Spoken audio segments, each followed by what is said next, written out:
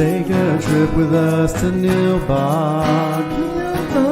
Just promise not to drink the goo. Oh my God! If you get sucked into the Matrix, we will send a phone for you. Do you believe in fate? But every movie has a plot hole, and every hole gets filled somehow. Whiskey, wine, or blue milk. Just don't cut me off right now. We're the Plotaholics, a breakfast club of two. We're the Plotaholics, ripping plots apart for you. Yeah, well, that's just like your opinion, man.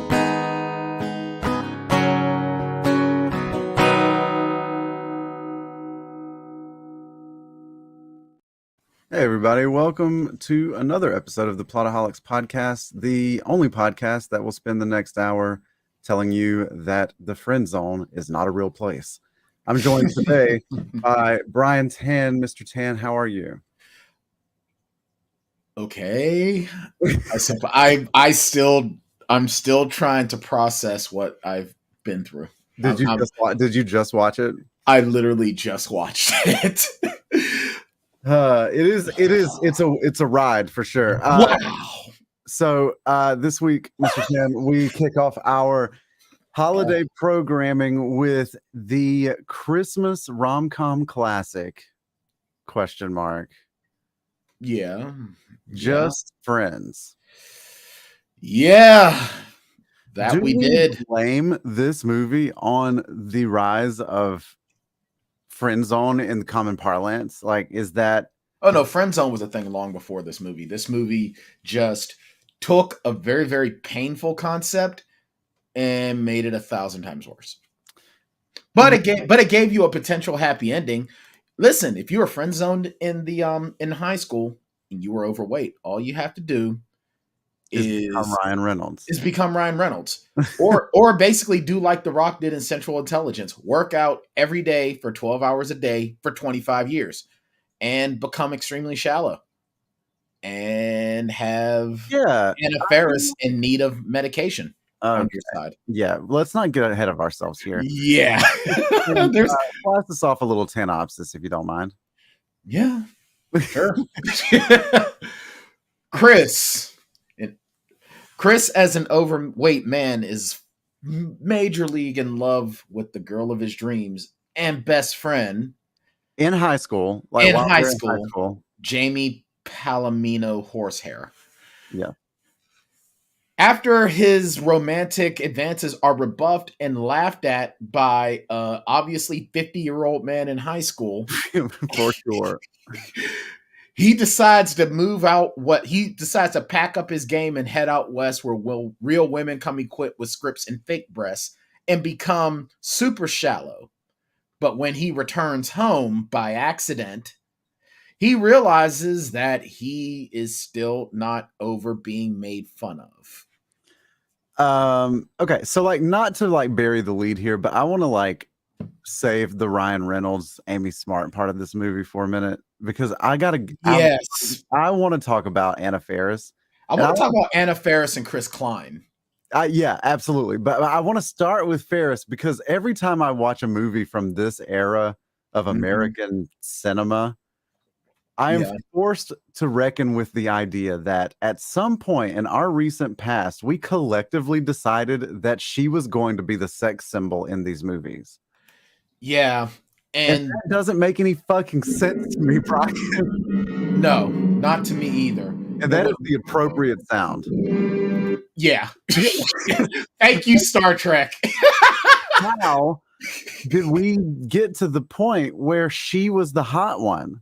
Well, here's the thing, Anna Faris. Where she was supposed to be the hot one, I should say. Well, because I think part of what the problem. I want to before I go into my commentary on this point, I find Anna Faris to be amazingly talented. She's very funny, very, very funny, And not that looks are super important, but she is gorgeous. Yeah, she's cute. She is absolutely amazing in every which way. She's never like in this movie. She's never attractive. In this movie, she's not the Britney Spears character that they want her to be. Like she is. It's almost like one thing. I think the reason why that they gave Amy Smart and Anna Faris the wrong scripts on the first day. Yeah, and then they just decided to go with it. Well, yeah, because Amy Smart isn't. I don't think she's like funny. That's never been her thing. Right. She's always been the sort of straight girl. She's been the sweetheart. Right. And Anna Faris is so talented, and I think it's her talent that messes it up for her. I feel like Anna Faris, unfortunately, she got typecast. She got typecast into that scary movie. And not only that, I think that she fell victim to being an incredibly talented female comedian during a time when this was the only thing that they were getting to do in movies. Right. Because you had to be shrill and loud and ridiculous. Right. They never really gave her much interesting to do. House Bunny maybe is her maybe best movie. Like we've talked about how she's like not even really that good in Scary Movie. Like she's underutilized in basically everything. You can see her talent. It's just that they just kind of give her the same shit to do all the time. With the exception being her role a year later with My Super Ex-Girlfriend. She was amazing in My Super Ex-Girlfriend. Yeah, that's a good one. I forget about that movie.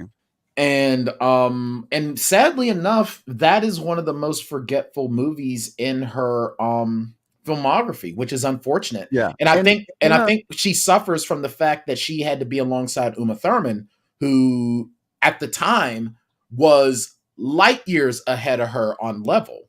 Yeah. And I think that's where she suffers, but that's where she was able to do her best work. Maybe I'm like missing the point here. Maybe the point is that she's not hot.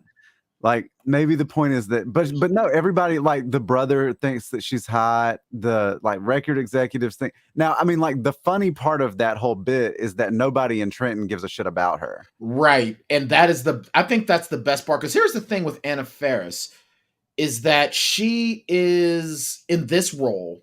She is every single sort of pop bubblegum princess in person. And because how did we see Britney Spears back then? Or back then Britney Spears was the crazy one. Right. And then, but we also saw the other pop girls at this time. It's almost like we had in our minds that like, Britney was the crazy one, but we lumped Britney, Christina, Jessica, and whomever else was the pop princess. It was like time. Mandy Moore was the that was late to the party, but like those were the four. But she had her niche. Yeah, they had these looks of these like spoiled, pampered princesses and of course Paris Hilton and Nicole Richie really pushed that to the next level. Like not too much around the same time as well. So Anna Faris is literally playing. She's Legion.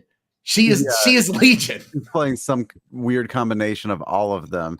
And she's leaning heavy into like the more Paris Hilton-y type stuff, I think. Yeah, like because at least like the joke is that she's like not even talented. Like but if you call her bubblegum, she gets mad because she's an artist. She's and no one in Trenton even knows who she is. She's barely in this movie, and she's still in it too much. Yeah, she's also the reason why the plot moves ahead too. That's fair. So I mean, she really is just a plot device. Like she's the only reason that he's at home. Right. And she's the only reason that he has his come to Jesus moment at the end. Right. Which we'll talk about. Yeah. Like I was like really pulling for the little brother to like get smashed. You know what I mean? Yeah, they would have been perfect for each other, I think. Really would have been. Like so like Ryan Reynolds has his little brother in the movie like babysit Anna Faris basically the whole time. Basically, it's like the subplot of Bill and Ted's Excellent Adventure, except there is no Ted. And Anna Faris is Napoleon, and his little brother is Deacon. Like, I feel like the more interesting movie would be to have followed Anna Faris and the brother. Yeah, and him like fail And him fail trying to have sex with her, and she just strings him along. Yeah, because they're on an adventure, and we never really get to see like anything except for the aftermath of it. Right. And I definitely would have loved to have seen her just like turning off all of Trenton like more and more. Like that was a funny move. I mean, like this is, I feel like, a really smart idea, right? Like, let's watch a rom-com, but from the friends' perspective, like while they're doing their own thing, and just in the background, these other people are like falling in love or whatever. And so like periodically we have to like check in with them and have our like little come to Jesus talk every now and then. But like the movie is about these other two people. I would love that. I wouldn't even mind a movie about Dusty Lee trying to hook up with Chris's mom. So let's talk about Chris Kline. Chris Kline. This has to be Chris Kline's like best movie, and I feel bad saying that because is that a good thing? I don't know. He's very funny in this, though. He is so funny in this. Oh my God, Chris Kline is so funny. But here's another movie where like there's not any good people really. Everyone is a dick in this movie. Yeah, I mean, so like Jamie is an okay person, but she's also like no better really than anybody else. Like, no, the way I see Jamie, if we have to talk about Jamie. Well, we do, but we need to wait because let's wait. Basically, all right. So, who's a good person in this movie? I'm trying to find. Mom. The mom is okay, and Darla and Greg, Greg, whatever. They're good people, and the townspeople. Well, the townspeople as a whole are kind of dicks too. So it's Jersey. It's true. It's true. We're not big. Well, I would say I'm not a big proponent of New Jersey, but I'm a huge fan of the View Askew universe. And I just got Clerks 3 in the mail and I rewatched it. Yeah. I'm just saying that like not everyone that is born into Jersey is predisposed to come out very Jersey, but like everyone is capable of growth. Yes. We'll leave it at that. But so there's only 3 good people in this movie. And it's funny how this film sort of shows how unrequited love makes good people into bad people. But how is that someone else's fault? If the feelings aren't there, they aren't there. That's the thing. And this is the thing so this movie gets dangerously close to making a pretty good point. But then it like erases all of it every single time it takes those steps forward. But Chris Kline is like when he sings that stupid song, it makes me laugh so much. Every time that song came on, I was like, "Oh my God, this song again!" And then I'm like, "Jamie." I'm like summing it to my dude. Chris Kline is like, oh my God, he is so funny. Like he's the exact person that you want in that role. Like, there's no one that would play that like shamarmy. Like, he should have been Stifler, dude. No. You don't think so? You don't think he could have played Stifler? The right person in American Pie, too. Well, yeah, because he was kind of a Stifler light, and then he grew up. So yeah, you're right. It's funny because in American Pie and in this, he uses music to try to manipulate his way into the bed. Right. You're very true. I mean, my God, like, and I still remember that first scene in American Pie when he joins Glee Club, and he has that "Do you believe in magic?" And it's like, do I? Like, do I? Chatting, I'm like, bro, dial it back. Yes, you know what? Time out, pal. Yeah, too much. I mean, I don't know. He's fine. Yeah, like, but I think the thing that makes me laugh the most about this song is how it's always in falsetto, right? Like, yeah, I love how at first he can't even like play it, and he's all throaty. And then when he's like, he turns into like this sexy, handsome dude with all this confidence. It's just like, Jamie. And he's just like playing the hell out of the guitar. And the funniest shit is like when he plays that fucking like double neck guitar. Yeah. Oh my God. Like, honestly, if I'm a music producer, dude, I'm like trying to at least get this guy to do some studio musicianing, but he could like be a male music dude, you know, get him out there. But if you're Chris, then you want this dude as far away from your circle as possible. Oh man, you want this dude recording records in Siberia. Yeah. But he is, what I really like though is that he plays that trope to a very, very comic standard of the main opposition that's just perfect at everything. Mm-hmm. Like, this guy's an EMT, but he also is like this amazing musician, but he's like the lead EMT and he plays hockey and the whole town loves him. It's like, why doesn't this guy just like walk on the ice in the summer then? Like, he's so amazing. Right. But it's hilarious to, like, Chris Kline's career in this time frame is a really, really strange thing, because he gets famous with American Pie. He does a couple of other flicks, and then he does We Were Soldiers, which is an amazing film. Such an amazing film. I think Chris Kline is a talented dude. I agree. I think Did he just disappear, or did he? I think he started doing smaller stuff, and I think, you know, he started doing smaller stuff, especially when he was in that god awful Street Fighter: The Legend of Chun-Li. Some more. It looks like he's doing more TV work. Yeah, he's got Sweet Magnolias, which is a Netflix show that's supposed to be very, very popular. Yeah, it just hasn't I just haven't come across any of his work lately. I mean, I guess he did do Benchwarmers too. Oh well, how could we have missed that? how do we miss his guest spot on Franklin and Bash, Shane? What the hell are we up to? God, I know. Oh God. Oh, and he was on The Flash. I mean, wow. I mean, you had to have known that. I think I kind of blocked that from my memory, but cool. I mean, he was in 16 episodes of The Flash, but still, regardless, like Sweet Magnolias is his big thing right now. That's his thing now, but he is so funny. Like, he's probably among the funniest people in this film, other than the slapstick, because the slapstick does have its moments where it's kind of funny, but it also feels like way overdone. But there are moments where I did laugh, and I'm trying to. Oh, okay, so. And after the pickup hockey game, right? Oh my God, man, that was pretty funny. That was funny. So funny. Like, I love how much they all hate Chris. Like, all the kids are just like, boo. Yeah, suckster. It's so funny, dude. Like, the kids are really funny. Like, it had that moment of like Bad News Bears-y sort of energy in the middle. Yes, it did. It really did. When they were hanging at the park, which was funny. Like, I love anytime, and like, I love watching adults wreck children. I'm a big fan. And he straight wrecked some of those kids. Dude, them kids got their asses whooped. It's like just like punched that one kid. I love though he's wheeling back for the slap shot. No slap shot. I'm a big fan of the slap shot to like.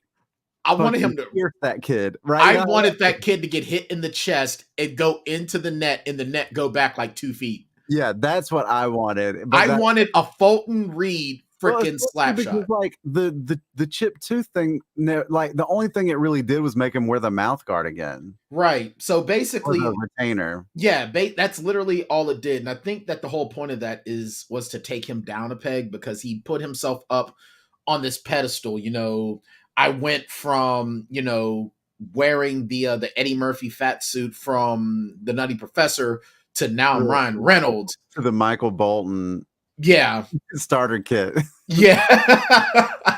With those god-awful Bill Cosby sweaters. Yeah, for sure. And Cosby sweater. Cosby sweater. I feel not even saying words. He's not even saying words. But yeah, we like Chris. Now let's get into the main event here. Okay. Shout out to Ty Olsson as well, who you might know as Benny from Supernatural, playing Tim, the obviously way too old to be in high school guy, who in his late 20s is still wearing his leather jacket and is bald and drunk. Like, this movie came out in what year? 2005. In 2005, Ty Olsson was 31. 31. And he looked like he looked every bit of that 30 plus. He looked way, you know who he looked like to me?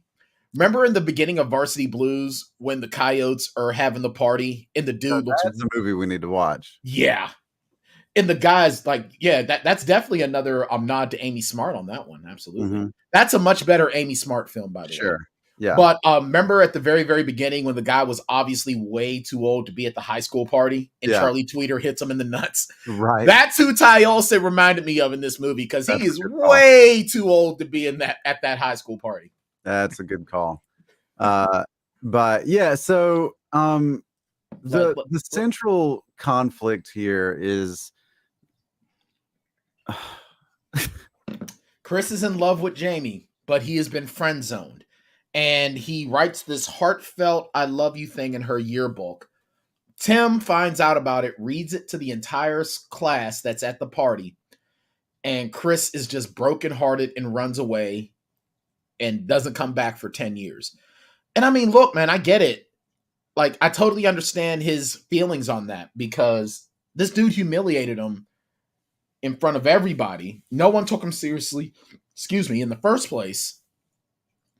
And the person that was meant for, I mean, it sucks being friend zoned. I get it. But look, it ain't her fault that she's not into you. Yeah, I think it's not her fault. The thing that this movie almost says, but doesn't quite, is that no one actually owes you anything for your nice behavior. Like, you're just correct supposed to be nice. Like, be nice for the sake of being nice. The Chris Kline character, you know, what's his name?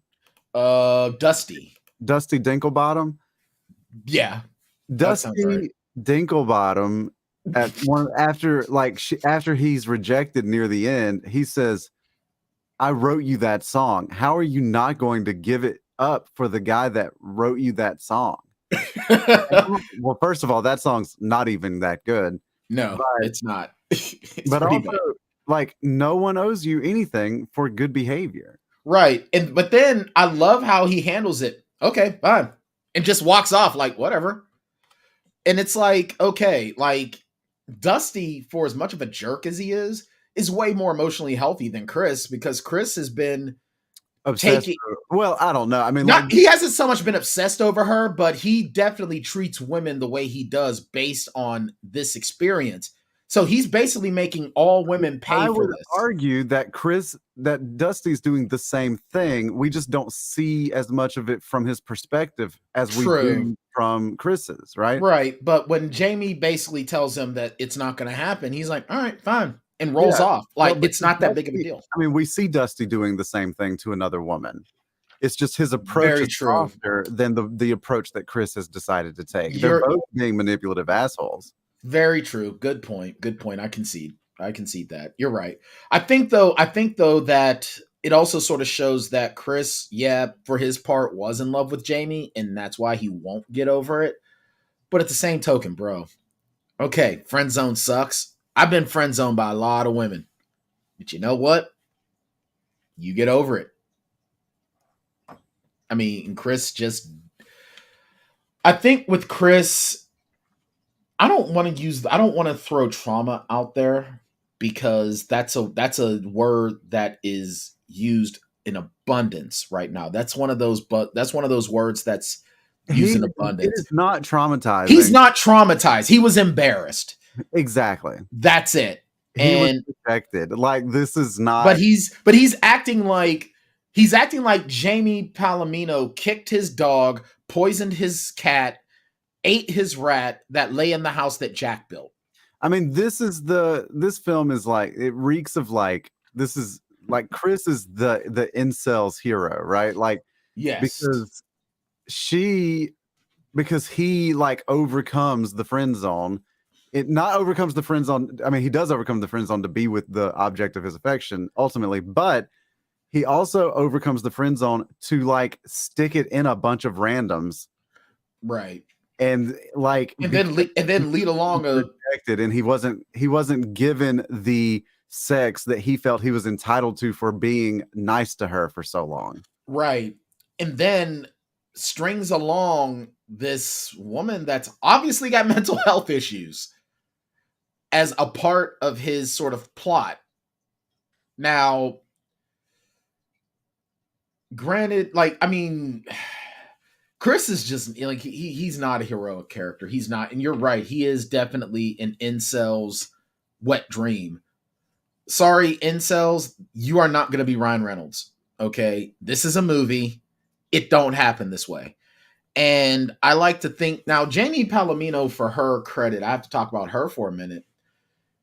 It's not her fault that this dude is in love with her. It is not her fault. And I'm sorry, being the quote unquote hot chick has got to be exhausting. Well, for sure, because of all of these little like assholes that come around feeling like you owe them something. Yeah, and they feel like you owe them your body or your affections because they're nice to you. Like, no wonder the hot chicks are mean. Yeah. Like, yeah. And standoffish and have no desire to and prickly, and because they see every single nice act as an advance. Yeah, it's here. I'm giving you this in advance for that booty later. It's like, no. But men get this idea of, oh, you're such a bitch, or you're so frigid. Well, men see good behavior as transactional, right? Right. And honestly, most all men, 98% are like that until they grow up. But there's still way too many men that, way too many adult ass men that act the same way too, though. Oh, absolutely. And if you don't believe me, go check out Twitter. Yeah. Go look at Twitter. Go look at Facebook. I mean, how many times do you see women that are sex workers even that get guys being so nice when they first slide into those DMs asking for something for free? And then when they're told no, all of a sudden, here come the insults because they feel like they're owed something. Chris is... It's almost like you can't take being embarrassed as justification to be this way. You just can't. Now, the movie, like I said, it gets kind of close to saying something kind of interesting about all of this, right? Because she decides, like, they do reconnect, and she decides to stay over. He can't bring himself to do anything. And that's kind of an interesting moment, right? Like it's almost like he cares too much, right? Right. And I actually like that part. Like, I like the fact that he recast that as vindication, right? Like, as well, now you know how it feels, which made it horrible. I really wish he would have said something like, I wish he would have started to say, well, now you know how it feels, and then like stop and be like, I just couldn't because I was nervous. Like, be honest. Be honest. Right. Don't say anything about how now you know how it feels. Just be honest. As soon if I were Amy Smart's character, as soon as he said, now you know how it feels, if this dude comes knocking on my door professing his love, I'd be like, all right, now tell your story walking. Happy New Year. Let's talk about that. Right. And I know we're flying through this thing. There's just not much here. No, this is 94 minutes from beginning credit to end credit. Yeah. And it's a little bit dribbly, right? Like it's pretty thin. It's about 5 to 20 minutes. There aren't even really that many like comedic set pieces. We've basically talked about. It's all slappy. It's all slapstick. Well, no slap shots. it's the hockey scene is one of them, and then the other one is just like Ryan Reynolds in a fat suit, and we can talk about that too in a minute. And the destruction of the Christmas display. Right. Before I actually get to the end, I do want to talk about Ryan Reynolds in a fat suit. There was in the early 2000s, late 90s, where we as a culture decided that the single funniest thing was to take an attractive, skinny person and put them in a fat suit. You saw it with The Nutty Professor, Big Mama's House, this movie, Shallow Hal. Friends, they did it on New Girl, they did it on and all of these. What's so wild about the sitcoms, especially, is that they all feature at least one scene with the person in the fat suit singing and dancing. Yeah. I'll tell you the truth, it really feels like, as much as I don't want to make the comparison, as someone who struggled with weight all of his life and still fights with the weight, it's almost like people fat suiting and doing the singing and dancing and the ha-ha-has. It really feels like the old minstrel shows with white performers in blackface doing the same thing. I mean, when you take a group of people and you paint them out to just be this joke and then have them tap dancing, singing, and laughing for your amusement, you're turning them into a minstrel show. Now, obviously, the blackface minstrel shows are like 1,000 times worse because you can't control your race. Mm-hmm. But in many instances, the battle for physical and mental health and, losing weight and maintaining healthy, what's looked at as healthy weight, is very hard to do. Very hard to do. And to use that as a punchline, and you even look at it today where, when you look at the 80s, a lot of people see the 70s and the 80s as like the golden age of comedy where you can make fun of every group and it's okay. Right. Where now you can't make fun of like certain people, but who is still okay to make fun of? The overweight people. Well, no, and it's not fair. Like it was okay to make fun of everybody, but like show me where they're making fun of like straight fit white guys in this movie, because that seems to be like the only right. The only fit white guy that's a joke in this movie is Tim, for the most, because he plays that trope of the guy that peaked in high school. And that's about it. But I mean, I think the only time you ever see straight white guys get made fun of is in shows like, say, Letterkenny, when you have the Jonesy and Riley characters who are these fit hockey bros. Right. And now we see. Now we're getting that. We get that more. But at this time, you didn't really get that. Like everybody was like, oh, well, we make fun of everybody. Like, do they? Yeah. And they really don't. Does kind of, but like it took South Park even to like PC Principal to make fun of like that brand of right. White, you know what I mean? Right. And I think that at this time, I mean, come on, you could have you look at Chris Kline's character and it was, I had, acne and blah, blah, blah. Like you could have done that with the Ryan Reynolds character. Have him, acneed out and, just having no confidence. And that's what made him the geek. And then he goes to LA, gains this confidence, and now he's Ryan Reynolds. You didn't have to put him in a fat suit. You know what would be really cool, though? What's that? Is if you did have Ryan Reynolds in a fat suit the whole time. Yeah. Now that would be that would be kind of funny, because if you have him in the fat suit the entire time, and that's just it. And he gains confidence because he gets this good job. He gets a good education. He starts doing well at business and everything. And like his self-worth isn't attached to his physical appearance. Now that's different. That's a completely different movie. That's kind of like what we sort of saw in Shallow Hal, because once we got the conditioning sort of taken away, the Rosemary character, look, this is who I am. This is what I do. I have value. I have worth. I serve people. You know what I mean? I think that probably would have been a better movie than him just going from fat suit Ryan Reynolds to regular Ryan Reynolds. And it's sort of like the way we're talking about this. It's sort of what we got with the Avengers film with the fat Thor character, right? Yeah. He stayed that way throughout the entire movie. And then we actually saw him sort of exercising and working out to get himself back. Yeah. It wasn't just a blinking, here he is again. Yeah. I'm glad that we're getting to let me get my words right. Low-hanging fruit comedy is only funny but for so long. And then it's like a product of its time. But when you can have comedy that's smart, that lasts forever. Airplane will never not be funny. Mm-hmm. The Naked Gun will never not be funny, because it's Weird Al songs will never not be funny, because some of them will be, but because when you classics are the classics, are the classics, and the newer stuff is just, it's what it is. But Weird Al is also not immune from making a fat joke.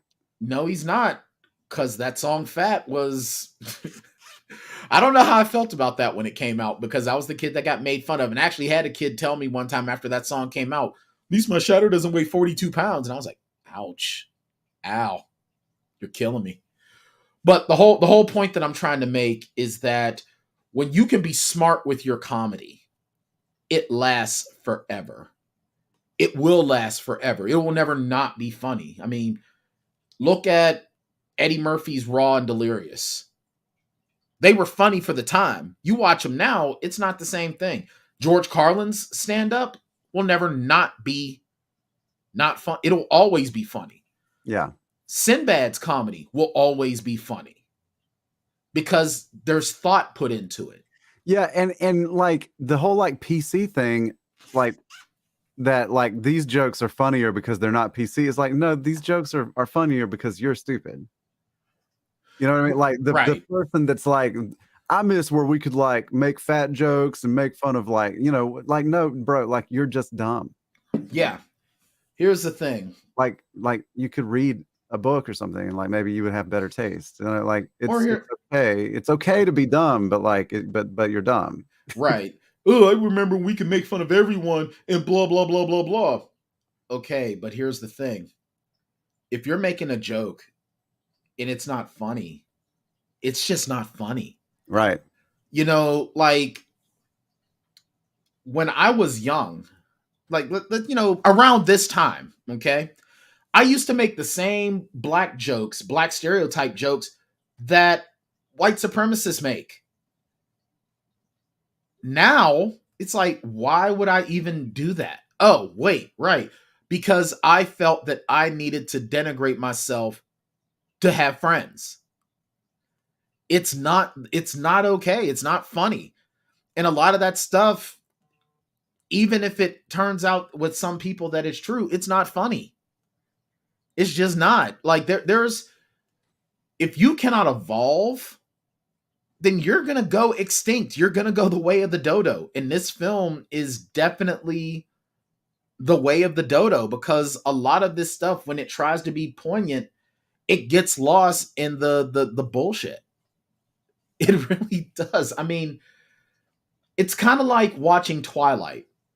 When you're watching Twilight as a kid, oh man, I wish I had someone that was into me like Edward's into Bella. And then as you get older, it's like, oh my God, this is problematic.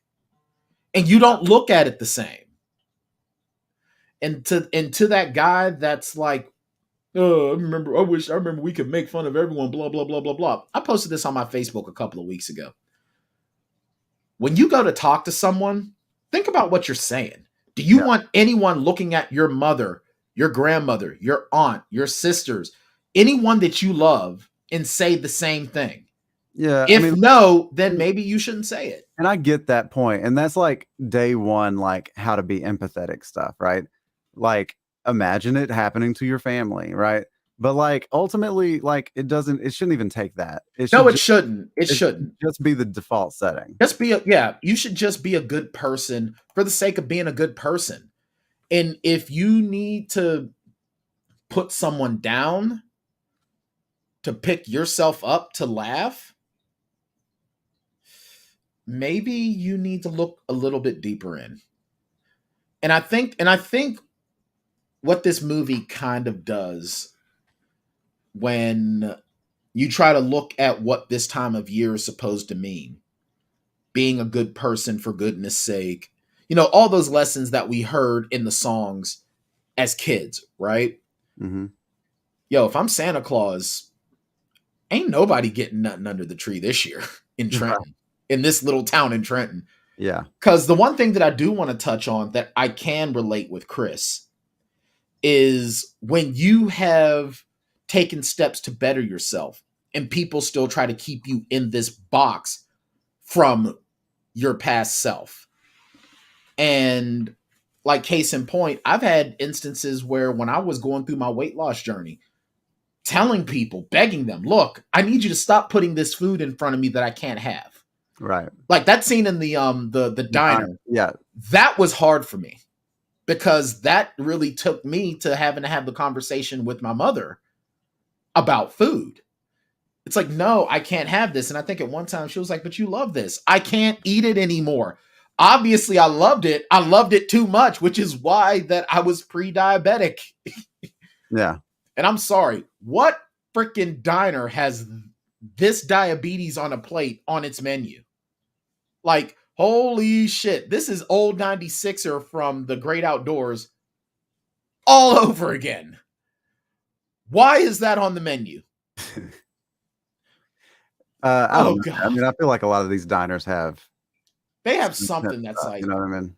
Right, but then again, oh wow, you want us to have healthy stuff on there? What kind of woke liberal propaganda is this? I don't want my heart exploding in my chest from your food, Dexter. Right. Yeah. Christ. I'm with you. So like the thing that we miss in films like this is the undoubtedly difficult journey that a person takes when they decide to get in good shape, right? When they just try to try to make themselves a better person, except he doesn't. He makes himself consciously a worse person. He is a worse human being. A hotter person. Yeah, he just makes himself sexy. He doesn't make himself nice. Right.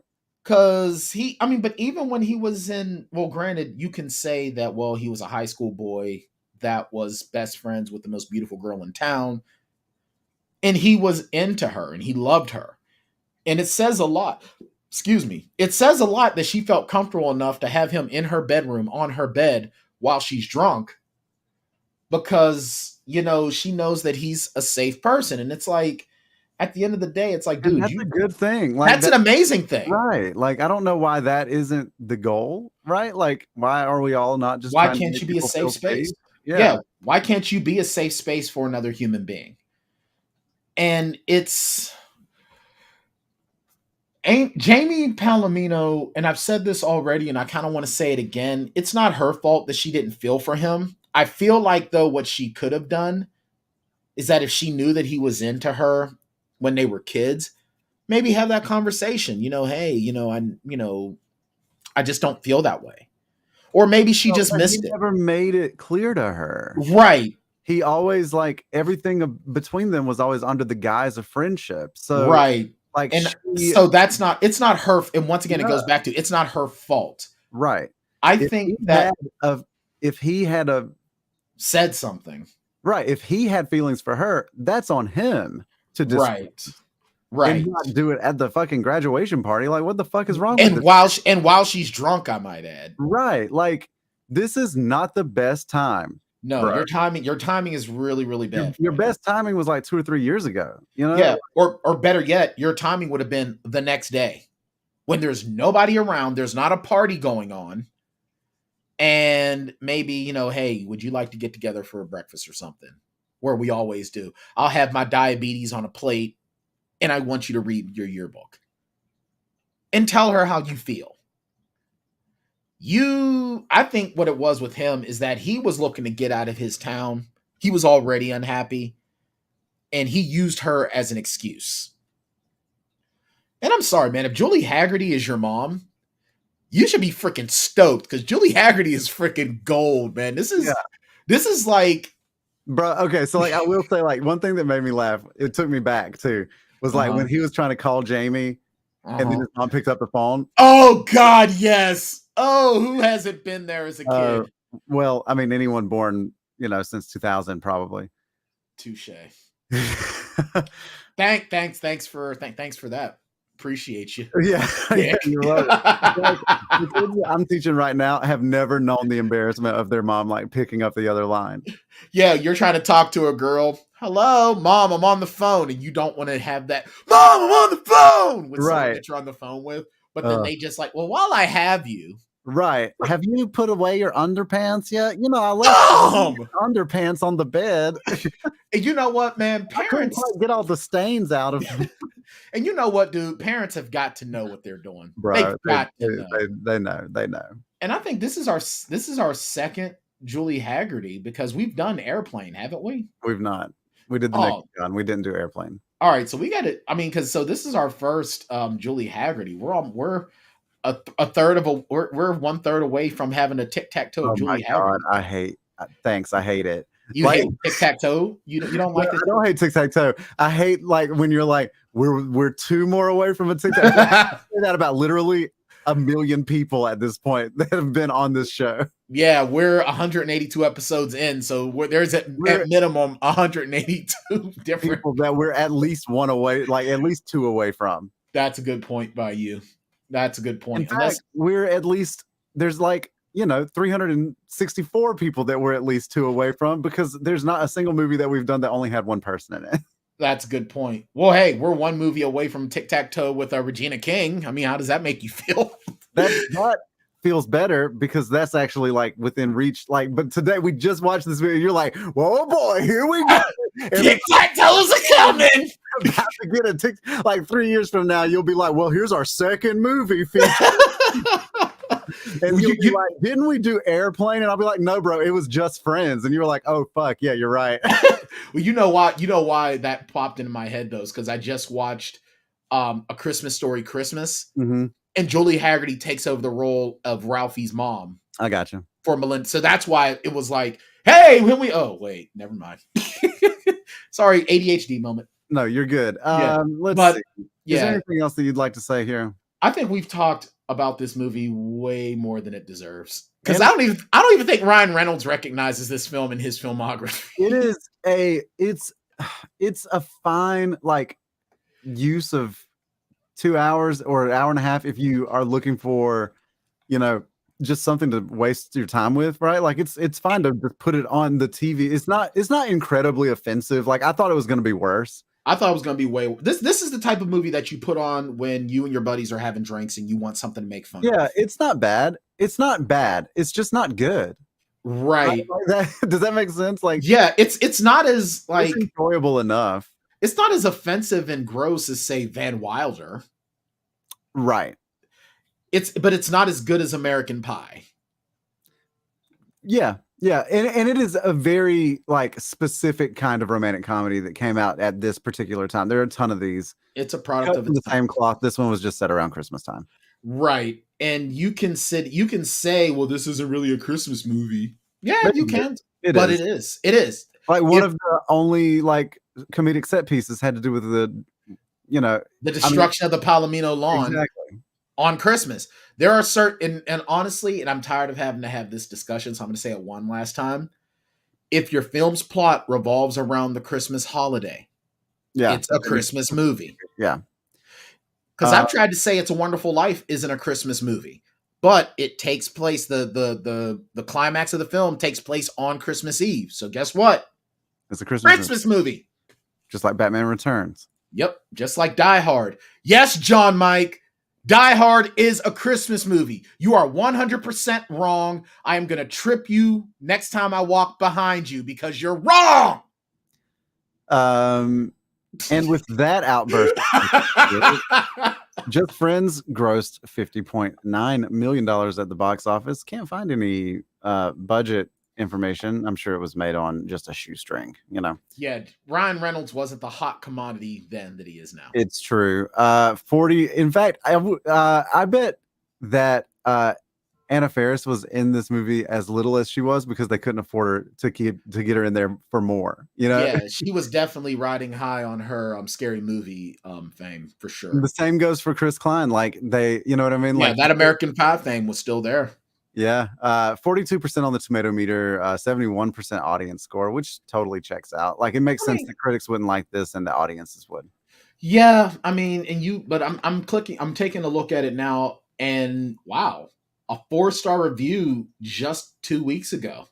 All right, Edward F. I feel you. Obviously, for a movie as a whole, I would not give it 4 stars, but for a rom-com, yes, 4 stars. Wow, and I appreciate that distinction. Because like you do have to take genre into account. Like this movie's not trying to be The Godfather. No, it's not. It's just taking it's a trope movie. Yeah, it's taking 3 like kind of funny people and a 4th person that's like kind of hot and throwing them all together and just like seeing what shakes out. And it's fine for that. Like it's like I said, it's not overly long. It's an enjoyable hour and a half. It's just like I will say this, like at the very, very end, right? Like when he kisses her, I was going to say this, his redemption arc is not earned. Not even close. And I'll also say that any goodwill that the movie had stocked up to that point is undone when it zooms out and we see the kids again, and the one kid realizes that he's been friend zoned, right? Yes. And that I'm like, bro, come on, you didn't have to do it that way, right? Like that kid could have been like cool being that, because what he just saw was a guy that was friend zoned that was able to like be with the girl of his dreams, right? So he should, if anything else, he should dig in on that. Right. Exactly. Because that other guy at the other end of the couch, that's the asshole that's going to be bald at 30, right? Yeah, that's Benny from Supernatural right there. Yeah, exactly. So anyway. Do we have a few more minutes for a couple of other ideas on what the audience had to say about this? Are you looking at Amazon? No, I'm checking out the tomato meter. I gotcha. Yeah. Heather S gives us 1.5 stars. Love Ryan Reynolds, hated this movie. I kept thinking it was going to get better, and it just kept getting worse. If you like entertainment that makes you cringe, this is for you. This was October of this year, October 22. Thank you, Heather. Zoe M, September of this year. Love me a good rom-com, 4 stars. Anton Veli T, 3.5 stars. A funny movie that has become a Christmas tradition for me. And that's the thing, some certain movies touch you in a certain way, and it becomes, especially, there's certain movies that become a Christmas tradition. Comfort movie, seen it 4 times, 4.5 stars. Brandon S, that's from July 22. Vlad M, June of 22. Before Ryan Reynolds was funny, he wasn't. And starred in crap movies. Wow, Vlad. Vlad. All right, final one. Holy crap. A 5-star review from December of last year, December 21. I don't care what anyone else says. Just Friends is an awesome Christmas movie. Ryan Reynolds plays the perfect zero to hometown hero, and Anna Faris is a comedic badass throughout the entire unraveling of events. My litmus test for the perfect rating is that I can watch this movie every Christmas season and laugh hysterically at all the funny parts every single time. Really worth watching at least once. This person is nameless with no profile picture. See, but now this is an interesting point, right? Because this is the difference in like trying to objectively evaluate the quality of a film and acknowledging that you like something shitty, right? Yeah. Like this is her favorite movie or whoever, right? Their favorite films. Mm-hmm. But that doesn't mean that this is good. Right. Right. Like I enjoyed watching it, but it's not good. No, I mean, did I have enjoyable? Yeah. Did I have fun watching it? Yeah. It was pretty fun, but I wasn't watching it from a fan perspective. I was watching this to critique it, to talk about it. Would I watch this next Christmas? Probably. Why not? Who doesn't like something while you're like, cooking, whatever, yeah, or wrapping presents? Yeah, it's fine. Yeah, it's definitely not ever going to be. It's not one of those movies that you're going to put on every year and stare at because you're transfixed. Right. But you are going to put it on because it's enjoyable. And there's something about the way Ryan Reynolds talks in his delivery that it's just so funny. And I really love how he sort of made fun of himself in Deadpool, because I was thinking like he's talking about these movies that he did. Do you think Ryan Reynolds is famous because of his superior acting method? No. He's famous because he looks good and he can be kind of funny. Yeah. And he gets snarkier as he gets older, which is a good idea, I think. Hey, I only got Mint Mobile because of him. Well, that's an interesting confession. We will hear Bartender Smiley. Yeah, that's the Plotaholics rating system for the movies is a pretty simple system. Basically, they rate movies based on how many shots it takes to get through them. So if you got a good movie and you get through it all the way sober, then it takes 0 shots to get through the movie. And then if you got a really bad movie, then it could take up to 5 shots to get through the whole thing. I think you can try to figure out the middle part yourself. So what can I get you? Oh, I don't know. 3 seems like it would probably get me through it and have a good time. Yeah. You know what? I'm going to give it a 4. Yeah, I almost to be different. Okay, 4, but yeah, I mean, like it's kind of a basic like standard fare, right? Like you can have as much fun with this as you have with a lot of like a slew of other comedies from the same time period. Yeah, you can put this on if you're having a bad comedy night or a teen or raunch comedy night. You can put this in there with, say, American Pie or it's almost a little saccharine for that. Like it like it's a little bit too tame for that. Or like 10 Things I Hate About You, or like that sort of brand. Yeah. I mean, as much as I loved Down to You and 10 Things I Hate About You and Loser, Right. you can throw this in there if you want to have like a mix. Yeah, like it's in the mix. It's not as good as those other examples, but it's not even close, but it's up there. Like you can, if you're gonna have a rom-com movie night, trying to think of what are some of them that like She's All That sort of brand, right? Like Yeah, that's more the level that we're looking at, right. Or Princess Diaries in some ways, like the first Princess Diaries. You know, you add this into your rom-com filmography. If you're a fan of rom-coms, you kind of have to watch this one because it's a while it's not a super important part of the genre, it has its place in the genre. Doesn't mean it's bad. It's just not. Okay, so like Wedding Crashers was this year. Yeah, and I like this better than Wedding Crashers. I can agree with that. I find this like they are way less terrible than the Wedding Crasher people. Hitch was this year. I would put Hitch on a level above this, kind of just because of the Kevin James, Will Smith, Ava Mendes factor. But yeah. Let's see. What about there's so many different. Let me see, rom-coms in 2005. I'm gonna do. That's what I just looked up. Now I'm gonna look up the next year. How about I'm gonna do rom-coms 2000s. Let's see, The Proposal, another Ryan Reynolds vehicle. How to Lose a Guy in 10 Days. Mm-hmm. She's the Man. I would not put the month. 13 going on 30. Yeah, that You, Me, and Dupree. Like they're like that's You, Me, and Dupree is a perfect example of another movie that's totally in the pocket of this movie. Yeah, absolutely. Like I would not sort of put this amongst other films of this time, like say Sweet Home Alabama. Well, I put those Sweet Home Alabama, but I'm talking like Legally Blonde, because I think that Legally Blonde is a film that holds its own in many different ways, that sort of transcends the rom-com genre.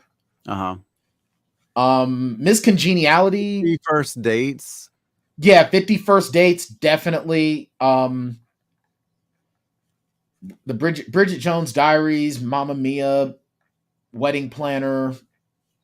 You know, like there's a handful. Like I think like if you're looking for like the male centric or the male protagonist, then you're looking at like You, Me, and Dupree being in that mix. If you're looking for like a mix, because obviously like 50 First Dates would be in there. Like if you're looking for female leads, then you're looking at The Wedding Planner and some of those other ones. Yeah.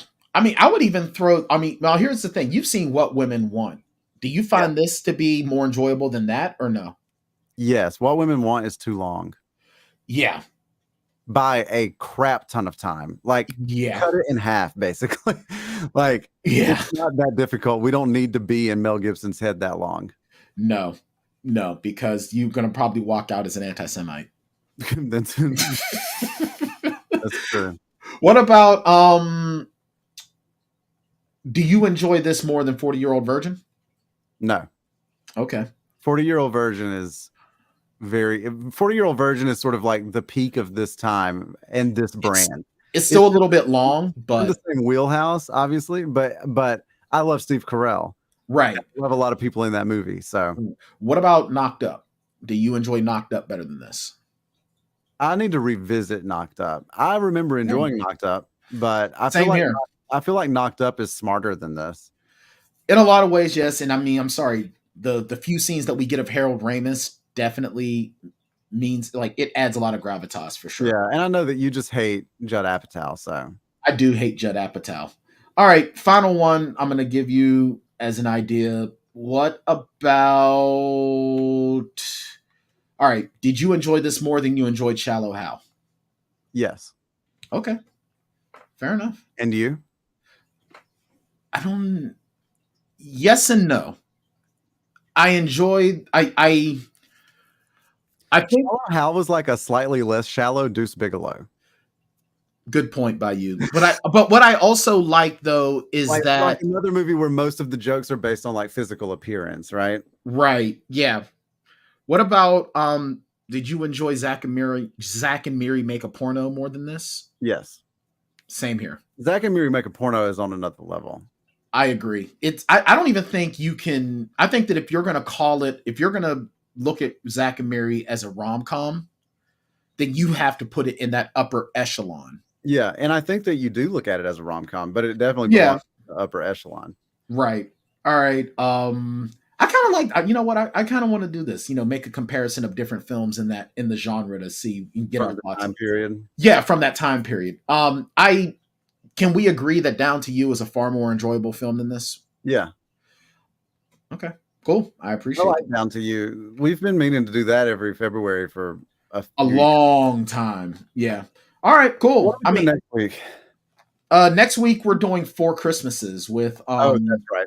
Okay. With the amazing Reese Witherspoon and that other guy. Yeah. Yeah, him. I'll tell you. Name, honestly, is he really in it? Yeah, he is. Okay. I'm lukewarm to ice cold on Vince Vaughn. Yeah, I was lukewarm when he was hot shit, right? Like I'm ice cold now for sure. Yeah, because I'll tell you what, the main things that I remember with Vince Vaughn, his best role was when he was that serial killer in that newish movie. Yeah, that was probably his best role. That was a fun movie. What he should be doing. Like that dude looks like a killer. He's not a romantic lead. He does. But before that, what had me remembering Vince Vaughn was he played Jamie O'Hara in Rudy, and that horrible Gus Van Sant Psycho shot-for-shot remake. That's right. Yeah, we've talked about that. Which is just, you know what though? Looking back at that, Vince Vaughn should have been playing a serial killer a lot more often. Yeah, if they'd cast him in anything other than a shitty remake, he would have probably been a serial killer more often. Absolutely. So yes, we talked about that Nicolas Cage movie where he plays himself. Yes, do a fictionalized version of and it's just called Vince, and he's a serial killer. It's like he's the new Michael Myers. Why the hell aren't we making movies in Hollywood? and the trigger for his like serial killer is that like another sequel for a movie that he was in the early 2000s gets canceled before it gets made. Like Wedding Crashers 3, like he's in the meeting room and they're like, I don't think we're going to be able to do it, Vince. And then he just snaps and goes on a rampage. But it's funny is that it's real subtle, but it's kind of like in Kill Bill.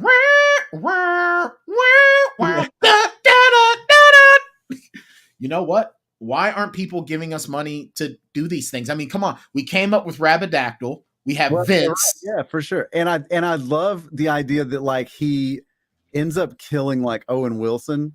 Yes, because Owen Wilson is now in the MCU. He wouldn't come. Yes, in the movie. Yeah, Owen Wilson goes, oh man, I can't. Owen Wilson the final girl in every movie.